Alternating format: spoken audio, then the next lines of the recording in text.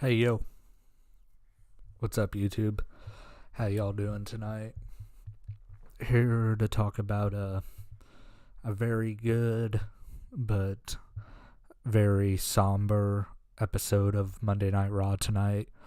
As right when the show went on the air tonight, the news was broke that Scott Hall passed away. And so when the show started, Kevin Owens came out with a promo, and he started his promo with "Hey yo," and I'll be honest, I didn't really pay attention to this promo because, what's up, Raj? How you doing tonight? Um, I'll be honest, I didn't really pay attention to that promo because I was on Twitter and stuff looking at the news of Scott Hall and all that, and I mean, I'll be honest, I was just distracted to where I didn't really pay attention to Kevin Owens' promo. The only thing I really caught was at the end where he says, "And that's the bottom line, because KO said so," and then he stuns the cameraman. And I guess we got a little bit of comedy because whoever the hell that cameraman is, he needs a raise. Because he sold that stunner way better than a lot of people on the main roster sell that stunner. Like, he was leaning up against the rope and he had the dead fish face, I mean, he sold that stunner like death. So it was that cameraman, he deserves a raise, Bro, today is my orals, like oral exams, like a speaking test. Is that what you're talking about? But yeah, so I said, I mean, at that point, I didn't pay attention to Raw because I was just looking at Twitter and seeing everybody's reaction to, what happened with Scott Hall and all that. So, I mean, I'm pretty sure the promo Kevin Owens cut was fine. It was just, I couldn't pay attention, But like I said, the part I did pay attention to was the stunner to the cameraman. And, him still in Stone Cold's line. After that, we had Finn Balor and Damien Priest. Austin Theory came out on commentary, and a video package for his match against Pat McAfee at WrestleMania played, just showing the podcast with Vince McMahon, and then Austin Theory coming out and challenging him, and then what happened last week with Pat McAfee beating the crap out of Austin Theory.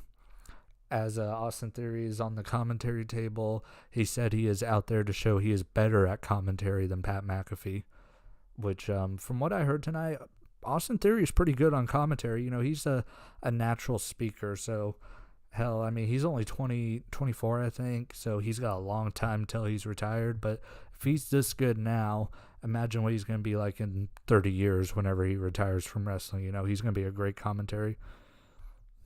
Wanted Cody so bad, watch the whole thing. Bro, you got Cody right here. I get what you're talking about, dude. I wanted Cody Rhodes too. I'm pretty sure we all saw the report from Sean Ross Sapp about Cody Rhodes' debut. Or not, he didn't even report that Cody Rhodes debuted. He said Seth Rollins was listed for something interesting in the main event, which made people think Cody was going to debut, and then, some minor league wrestling websites started running with the Cody Rhodes is going to debut and stuff tonight, and it was just bullshit, I mean, but I will tell you this, when the ratings come out for Raw tomorrow or Wednesday or whenever the hell they come out, I bet you the ratings for the main event are going to be the highest part of the show.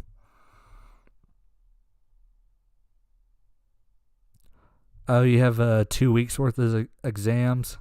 Yeah, that's kind of common with most schools, though. That's how it is over here, where, they kind of just shut down school for like 2 weeks. It's like a freaking prison, and all you're doing is taking tests.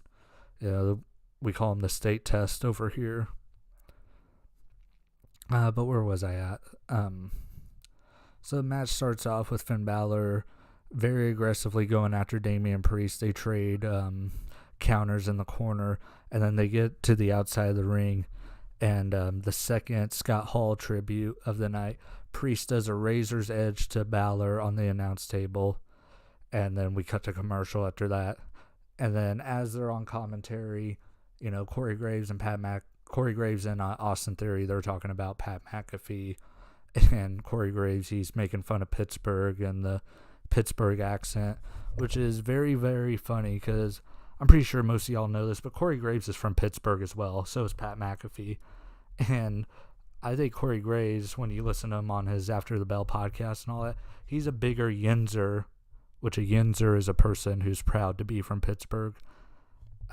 He is probably a bigger Yinzer than Britt Baker and Pat McAfee combined. Stone Cold versus Kevin Owens, who wins? Well, it's not even a match, it's just a promo segment. But I mean, if it was a match, Stone Cold would win, obviously. But yeah, I'm pretty sure they couldn't get Stone Cold to agree to a match. So that's why we're just getting the KO show. So like I said, I'm just it's not even a match, it's just a segment.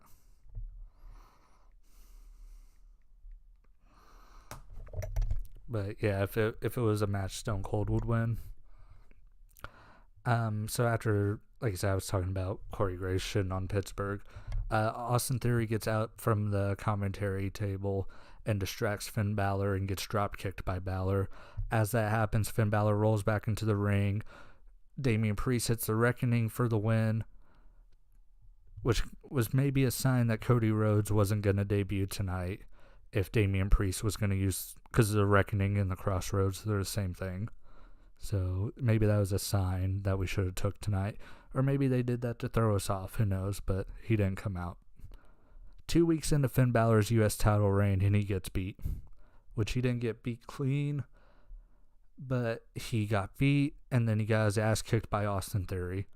And I know I streamed Raw last week, at least I think I did. It's been a long-ass week, so maybe I didn't. But didn't Finn Balor get his ass kicked by Austin Theory last week? Which would be great if it was, building to the WrestleMania match.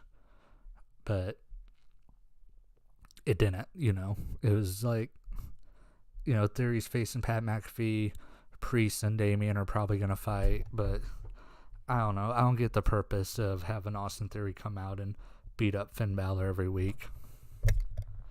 After that, we had Seth Rollins backstage, and he is just staring off into space as Kevin Patrick is trying to get answers out of him. Rollins had this really nasty cut under his eye from the match last week. I would hate to see what it looked like a few days after the match, because it still looked like it was pretty brutal. Crowd chants Cody. I was glad that they, wanted to see me. But sorry I couldn't make it there for you guys tonight. I apologize. Omos versus Commander Aziz, billed as the Battle of the Giants, starts off with a collar and elbow tie-up. Omos knocks Commander Aziz out of the ring twice. Lots of strikes and forearms exchanged with a few kicks between these two, but it was mainly just punches, which is pretty interesting to see. I would like to see these two which I don't think I would actually say that I would like to see these two, but it would be interesting them just having like a straight up 5-minute stand up fight, in the ring. Like, we don't see a lot of that.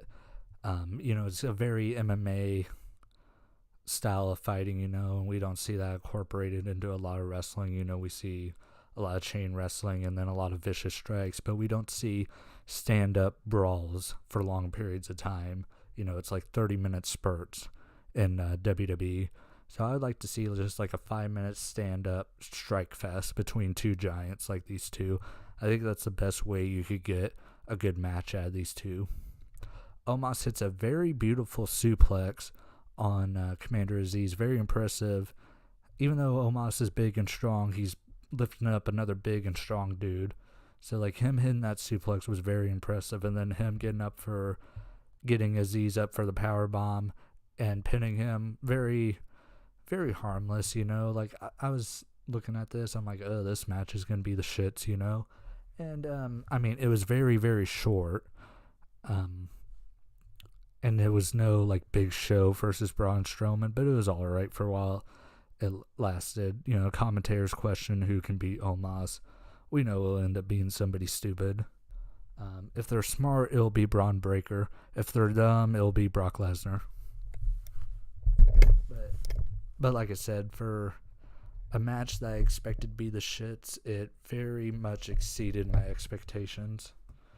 So that was actually very good, you know. It's always good when you go into Raw thinking you're going to have a shitty segment and it turns out pretty good. So I think that's pretty cool, you know. Like I said, we expect shit but get perfection. Hello, how you doing tonight? Reigns versus Brock Lesnar. Who wins in WrestleMania? If you think Seth Rollins enters the match. I don't think Seth Rollins is going to interfere. I think they're kind of done with that.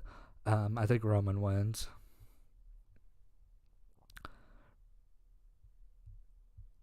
Where was I after that? Sorry, I got to pull my notes back up. Seth Rollins is backstage and Kevin Owens joins him. And this is our third Scott Hall tribute of the night. And it's Kevin Owens paraphrasing Scott Hall's Hall of Fame speech. He says to Seth Rollins, "Tough times don't last, but tough guys do." Excuse me. KO starts talking him up, listing off all the people he's beat at WrestleMania, like Brock Lesnar, Triple H, winning the main event of WrestleMania and the WWE Championship. As he's doing that, Seth Rollins smiles, laughs, and walks off. After that, we get Liv Morgan versus Women's Tag Team Champions Queen Selena. Starts off, you know, they're just kind of wrestling around, and then I don't even know how to describe this move, but it is very cool looking. Zelina Vega's kind of in like a crab walk position, like she's like, have you ever seen someone do a crab walk? And then she's got her hands wrapped around Liv Morgan's throat, so it's like a crab standing chokehold.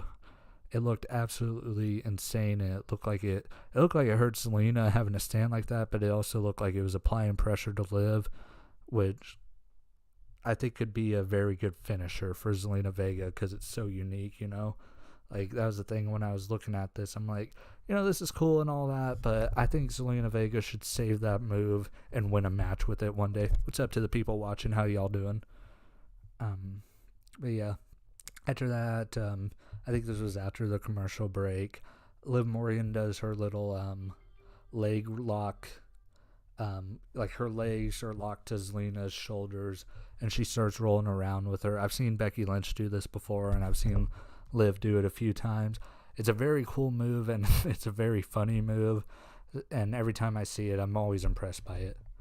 Carmella tries to distract Liv Morgan and runs to Corey Graves when Rhea Ripley goes after her. Zelina gets distracted by Carmella being in Corey Graves' lap. Liv hits the Oblivion for the win, and Zelina Vega stares very pissed off like at Carmella as she's sitting in the lap of Corey Graves. Hell, we're already running through Raw. Hell, you guys should see my freaking notes page. I said, hell, it's rare I freaking take notes for anything, let alone Raw, but it's actually, I did it last week on the stream, and I think it went very good, so I said I wanted to do it again for tonight. Damn, freaking, sorry, I just got an ESPN alert on my phone. Karl Anthony Towns scored 60 points tonight. Damn. Sorry, I had to say something about that, because that's freaking insane. Sorry. So I got distracted. After the Liv Morgan and Zelina match, Seth Rollins came out for a promo. He's all happy and smiling. I don't know if it was because of the commentators talking or Seth Rollins' music being loud, but you couldn't really hear the crowd singing along to his music until the very end. And I think that's the coolest part of Seth Rollins' entrance. I wish when he came out, the commentators would shut the fuck up and just let us hear the crowd sing, because it makes his entrance way more special. You know, it's like whenever Undertaker would come out, they would shut the fuck up. Well, most of the time they would. You know, I wish they would start doing that with Seth Rollins' entrance. It would make it more special. Rollins says he has a plan for WrestleMania, and he invites Kevin Owens out to hear his idea. And his idea is for him to have a talk show segment with Stone Cold Steve Austin as well. Kevin Owens rejects this idea because it was his idea first. And then Rollins suggests the idea that they have a match and the winner gets to have Stone Cold Steve Austin in their talk show segment at WrestleMania. Kevin Owens says no, it was his idea, and they start arguing. Sonya Deville comes out, which I think this is the first appearance for her since she got her ass kicked by Ronda Rousey. She says she likes Seth Rollins' idea and makes the match the main event tonight. Seth Rollins versus Kevin Owens. Winner gets Stone Cold Steve Austin in a talk show segment at WrestleMania. Rollins exits and starts dancing, and this time, as he's exiting and dancing, you can hear the crowd singing along to his theme song. Let's see, anything from the chat real quick. Please play WWE 2K22. Hey, there's a video on my channel from the other day of me playing it. Go check it out, dude. It's like an hour and a half long, so if you want to see some gameplay, it's on my channel. Alright, let me erase that real quick, that way I'm not going back over my notes, you know. Mysterio's come out for a match with the Hurt Business. Logan Paul and The Miz come out as well. One thing I've been very surprised at, since this tag match has gotten announced, I don't think Logan Paul has missed a Raw. He's more full-time than Brock Lesnar, I think. But yeah, Logan Paul, he's been making the dates and stuff. I don't think he's been on house shows or anything, but I think he's been on every Raw since this tag match was announced, which is, you know, good on him. You know, Logan Paul's a fucking douchebag from everything I've seen, but, you know, if he's going to come in, and from what I've heard, he's respectful of the business and all that, and him, you know, helping actually build this match and all that, you know, it's cool, you know. I hope they get the shit kicked out of him at WrestleMania, but it's cool. One thing I noticed during this match, freaking Cedric Alexander and Shane Strickland in AEW, they look like they have the exact same hair. I kind of noticed that when I was writing down some notes and stuff, and I looked up and I was like, damn, freaking Cedric Alexander and Shane Strickland look a lot alike. And then I was really just looking at the hair. They don't really look the same facial wise, but yeah, their hair looks almost identical to me.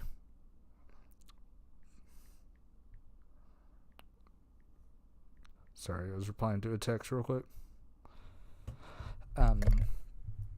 What was I after that? This match starts off like any other Mysterio's match, and the Mysterio's formula, because it's been going for over a year and a half, it's very fucking boring. It's Dominic getting his ass kicked for the majority of the match, making a hot tag to Ray. Ray counters with usually a tornado DDT and, you know, a few kicks, and hits the 619. This time he tagged Dominic in for a double 619 to Cedric Alexander, and then Dominic hit a frog splash for the win.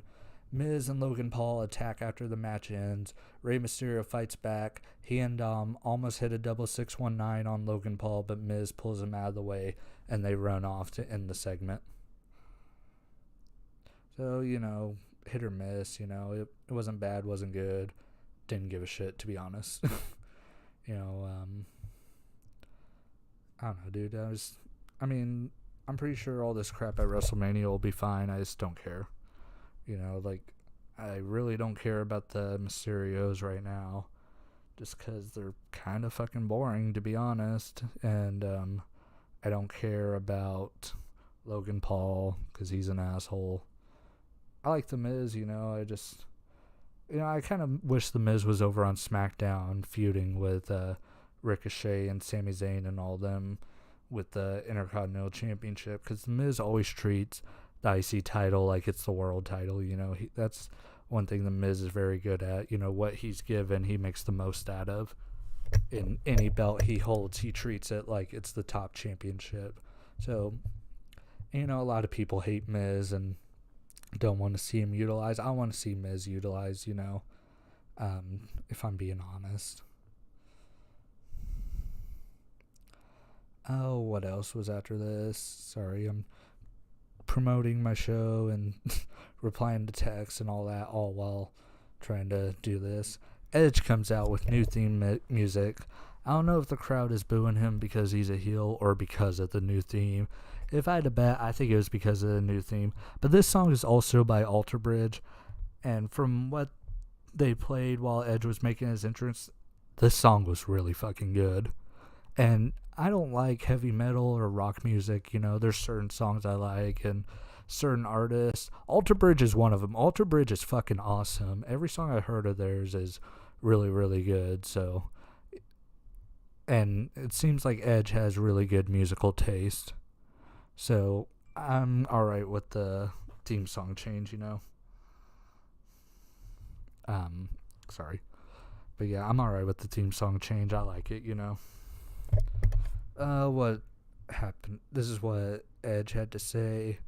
Edge comes out and essentially calls the crowd stupid and says he is better than everyone, which Jade Cargill from AEW was not happy about.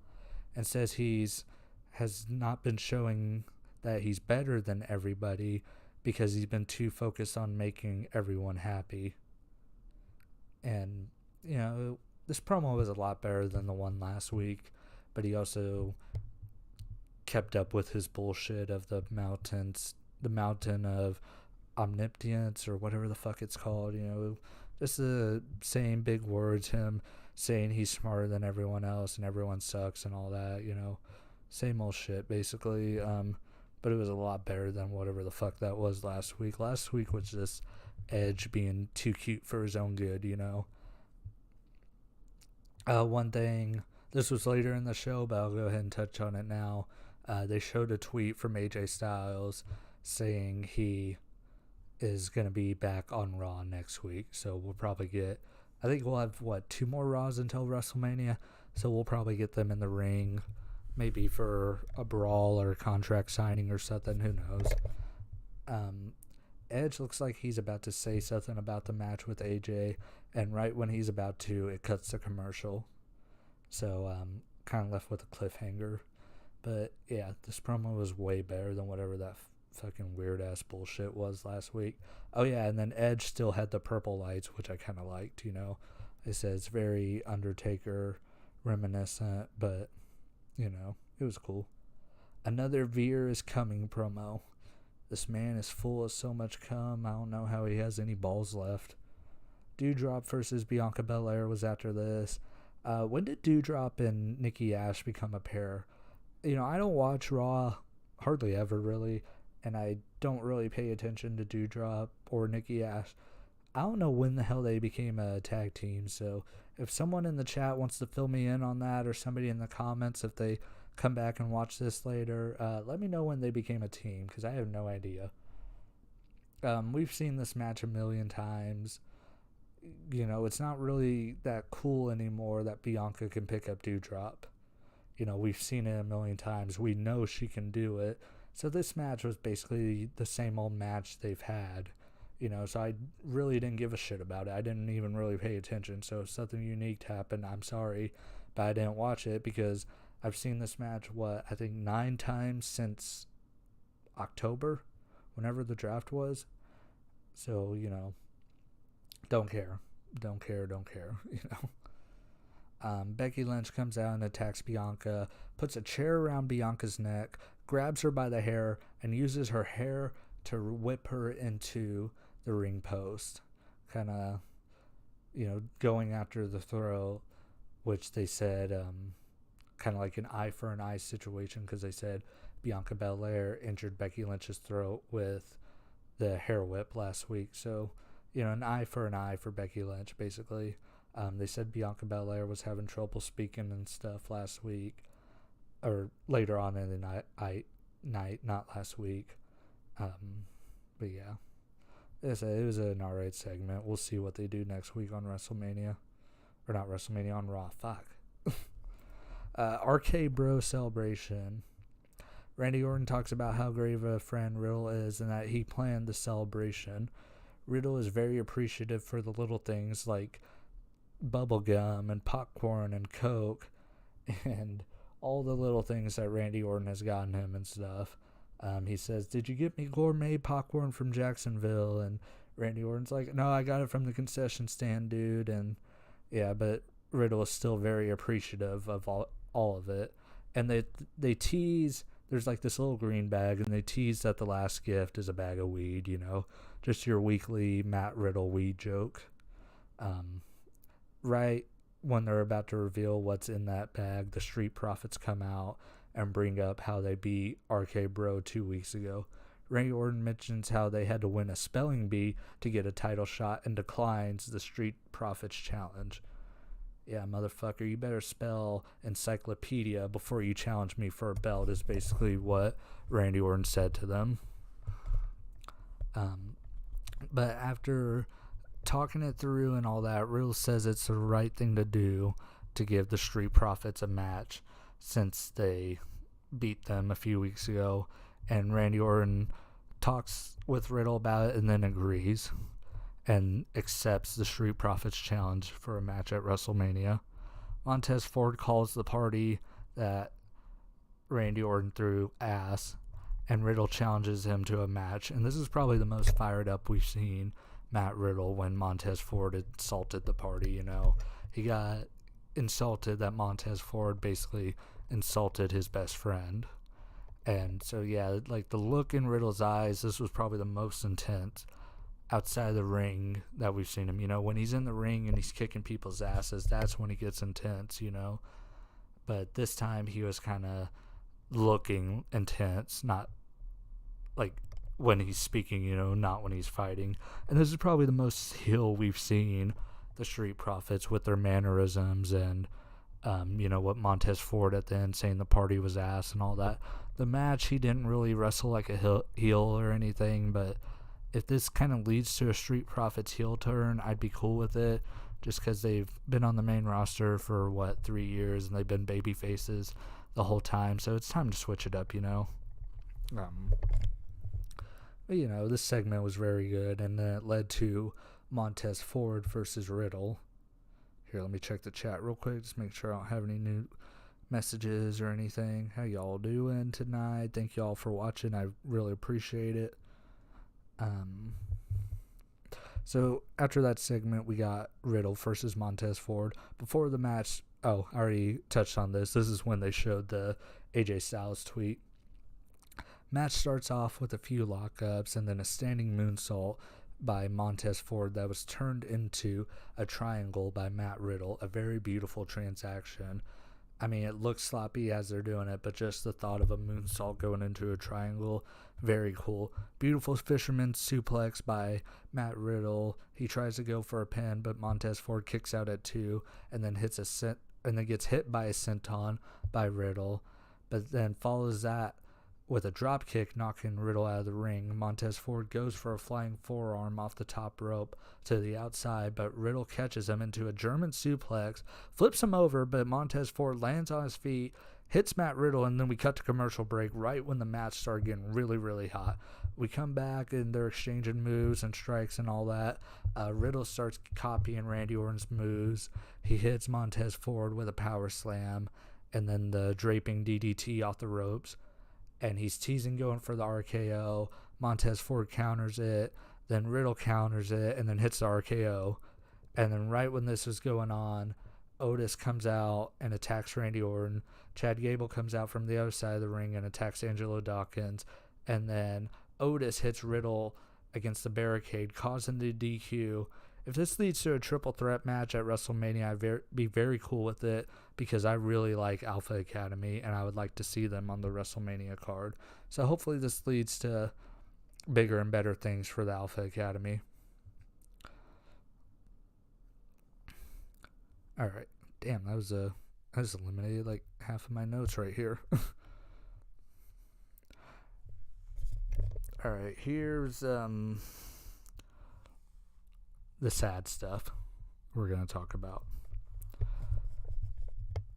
The announce team talks about how great Scott Hall was and, his impact on professional wrestling and on current wrestlers and the history of wrestling. And as they're talking about this and about to cut to the video package, Corey Graves looks like he's about to cry. And right before he looks like he's about to lose it, they cut to the video package, which, if you've seen Scott Hall's Hall of Fame induction. It's very similar to that with a few twists and turns, and it was more of a a memorial piece than a tribute. If that makes any sense to y'all, it makes sense to me. But I would argue Razor Ramon is the greatest Intercontinental Champion of all time. Some people would say Chris Jericho. Some would say Honky Tonk Man. Some would say The Miz. I think Razor Ramon, when you think of the Intercontinental Championship, he's one of the very first names you think of. I think of him and The Miz. Those are the two people I think of when I think of the Intercontinental Championship. And, Scott Hall did a lot of messed up shit in his life. And I know this probably isn't the right time to mention it, but, he had his issues with drugs and, the stuff that was documented on Dark Side of the Ring, the groping incident and the stuff that happened on the plane ride from hell, But over the last decade, Scott Hall really seemed to turn his life around. If you've watched the resurrection of Jake the Snake Roberts, which I recommend y'all do, you see the resurrection of Jake Roberts and Scott Hall, and I'm not going to say this news wasn't shocking, because it was. But, he's also had a pacemaker for over 10 years, I believe, whenever he first started having the seizures. I want to say he's had it since 2011. So whenever, and I had forgotten about him having a pacemaker and all that. But then when I was reading an article and they mentioned it, and then they said he had 3 heart attacks. I think we all kind of got it yesterday, and I know that's probably not a good thing to say, but I think yesterday, seeing the tributes and stuff and all that, and everybody was holding out hope and all that, but I don't know, dude, there's not a right way to phrase it, I guess, but I think a lot more people started accepting it as the day went on, and then today, the news got announced at the very top of the morning, when Kevin Nash made that Instagram post talking about it, and then, they said they had taken him off life support, and by the time Raw rolled around, that's when they announced it, but one thing, like I said, Scott Hall turned his life around over the last decade, and for that, you have to commend him for that, and it doesn't mean you have to forgive what happened in the past, but you can be proud of someone turning their life around, One really cool story I saw today was Johnny Gargano and Malachi Black talking about Scott Hall and Shawn Michaels replaying their ladder match at WrestleMania for a class at the Performance Center, and how they wanted to teach the new generation of wrestlers how to do a perfect ladder match.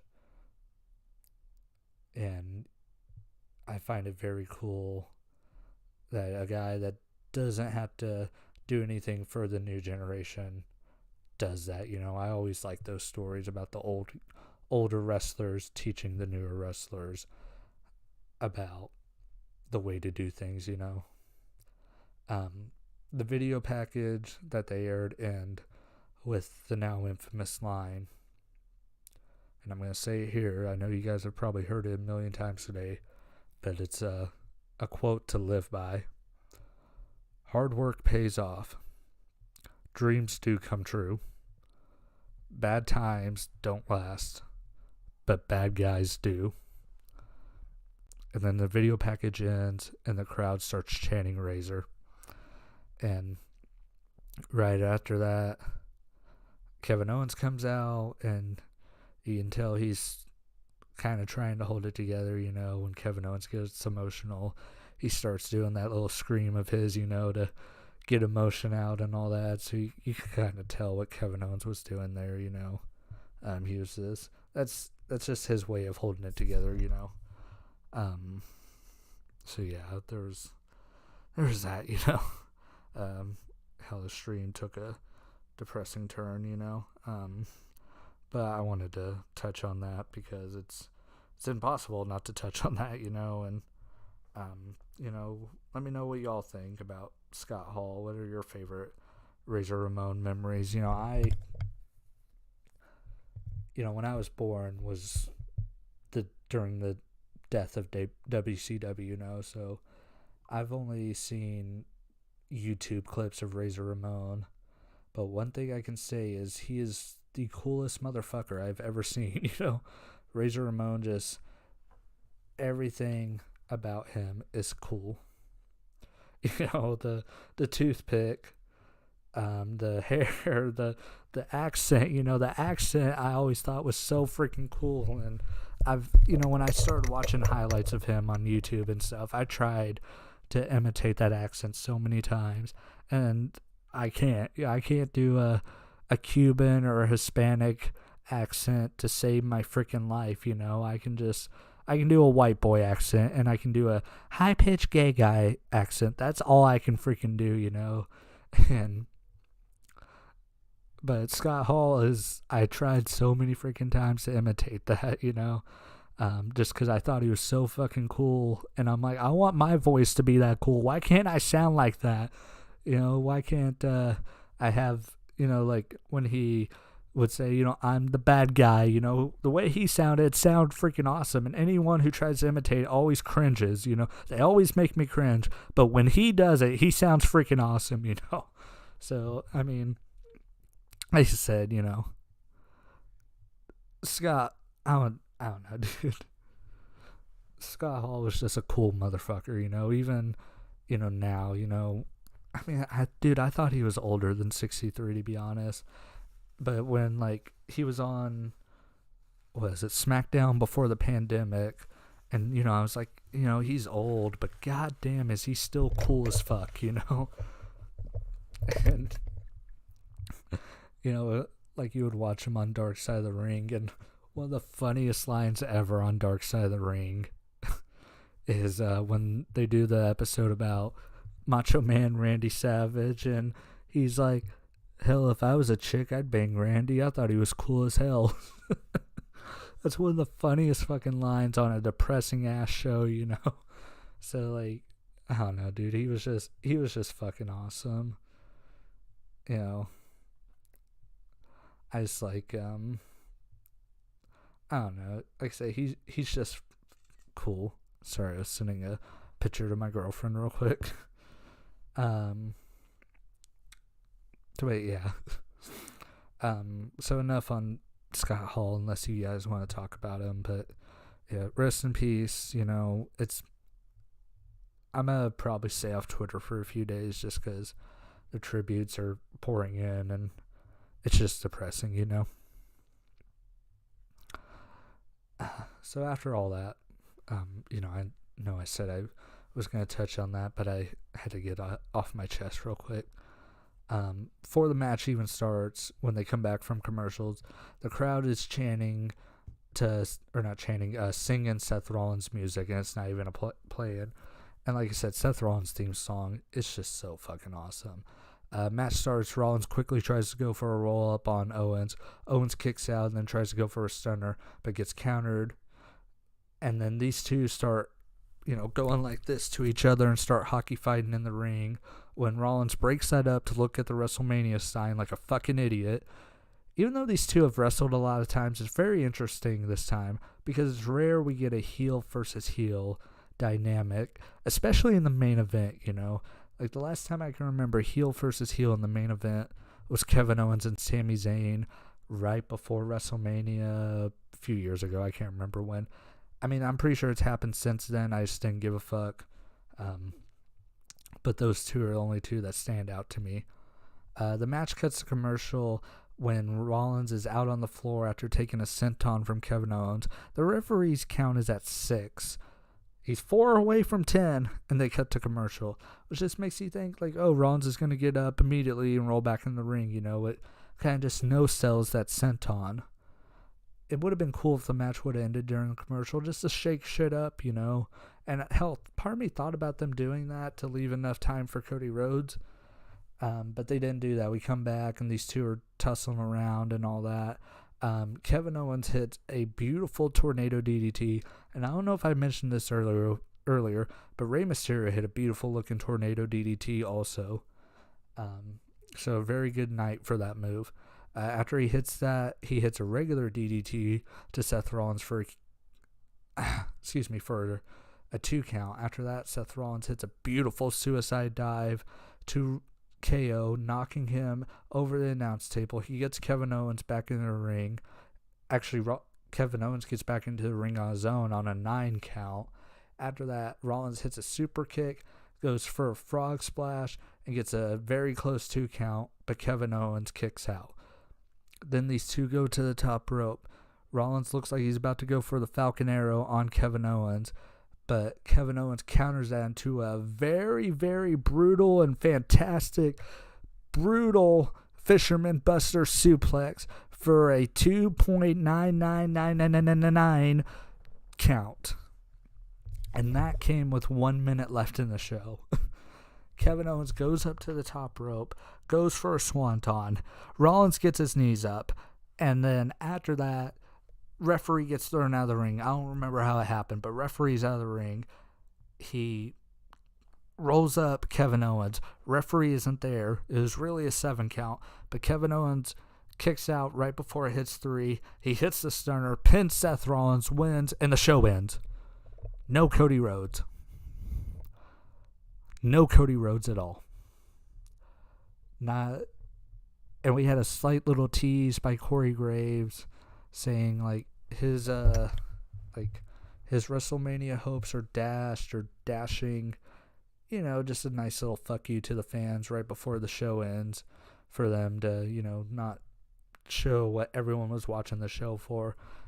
And, you know, it's not their fault. It's not, I mean, they've had the little subtle teases, you know, but they haven't come out and directly said, you know, Cody Rhodes is going to be there. And if he didn't, and he didn't, you know, he didn't debut tonight, which makes me think if he's going to debut, it's not going to be until the night after WrestleMania, maybe even longer.